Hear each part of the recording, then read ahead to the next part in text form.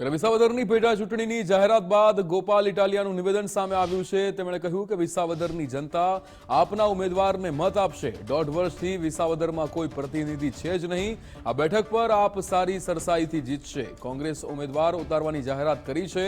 અમારી સાથે દગો કર્યો છે, જનતા જવાબ આપશે તેવું પણ નિવેદન ગોપાલ ઇટાલિયાએ આપ્યું। તેમણે કહ્યું કે કોંગ્રેસ પોતાની જબાન જ ફેરવી દીધી છે। અમે ખેડૂતો, યુવાનો અને શ્રમિકો માટે અવાજ ઉઠાવીશું।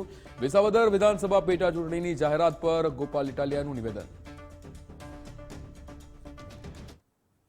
સૌને હું શુભેચ્છા પાઠવું છું, કારણ કે છેલ્લા 2.5-3 વર્ષથી આ વિસ્તારમાં ધારાસભ્ય નથી, પ્રતિનિધિ નથી, અને પ્રતિનિધિ ન હોવાના કારણે આ વિસ્તારમાં ખૂબ તકલીફો પડી છે। ત્યારે હવે ચૂંટણી થવા જઈ રહી છે, એ માટે વિસાવદર ભેસાણ વિધાનસભા મત વિસ્તારને પ્રતિનિધિ મળશે, ધારાસભ્ય મળશે, એ બાબતની હું શુભેચ્છાઓ પાઠવું છું।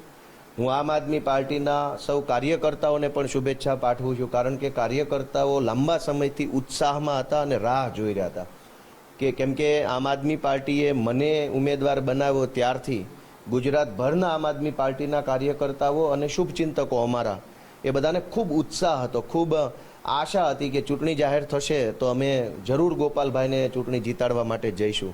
કાયદાકીય ગૂંચવણોના કારણે ચૂંટણી થઈ શકે ન હતી। આજે જ્યારે ચૂંટણી પંચે ચૂંટણીની જાહેરાત કરી છે તો એ જાહેરાતને હું આવકારું છું અને ચૂંટણી પંચનો આભાર વ્યક્ત કરું છું।